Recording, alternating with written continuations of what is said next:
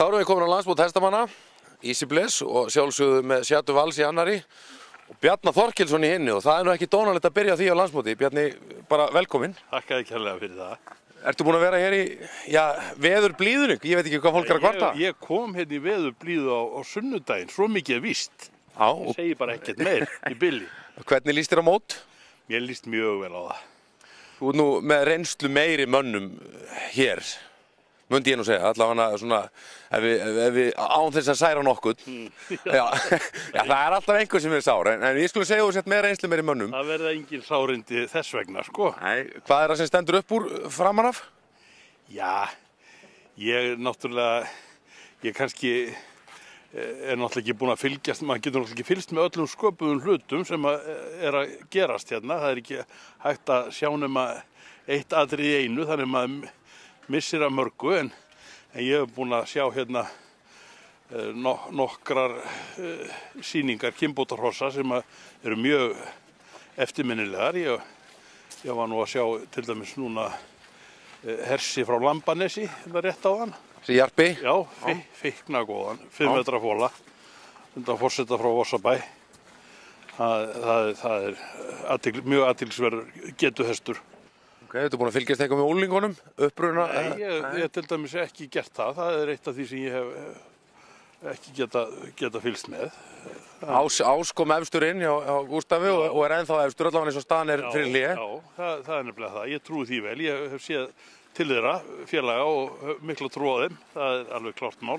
Er eitthvað á landsmóti, ég ætla nú ekki að spyrja þig hvort búin að fara mörg landsmóti, ég veit þau eru mörg, en er eitthvað sem að þú býður eftir?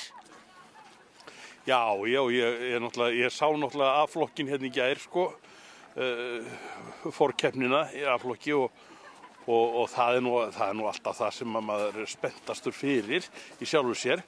Alhliða gæðingurinn. Já, og hérna það verður náttúrulega á úrslitin í A-flokknum, sko, og hérna, og auðvitað milli riðilinn, en líka verð ég að segja það að ég er nú svona með spenntara móti fyrir B-flokknum líka núna, að því að auðvitað það kannski kemur til að því að í milliriðinum eru 2 mjög athyglisverðir Þóroddsynir sem mér langar afskaplega til að sjá og vonast til þess að komist áfram í úrslitin, og kannski verði ég engu síður spenntur fyrir úrslitunum í B-flokki heldur en A-flokki að þessu sinni.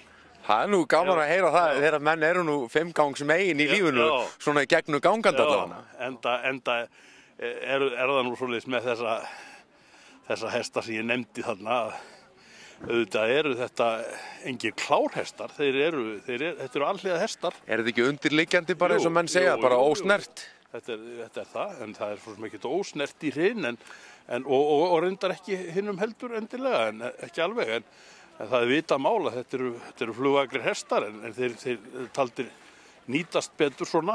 Getum við kallað þessa hesta 4,5 gangara? Nei, þeir eru það ekkert, þetta eru bara alhliða hestar í grunninn. Þú komst með veðrið í dag, þannig að takk fyrir það. Já. Við sjáumst nú kannski eftir á mótinu þegar B-flokkurinn er búinn. Já, sólin er að byrja að skína og hún gerði það heima á Þóroddsstöðum í morgun þegar ég fór að heiman, sko, og ég hafði hana með mér. Að sjálfsögðu. Takk fyrir þetta, gaman að sjá þig.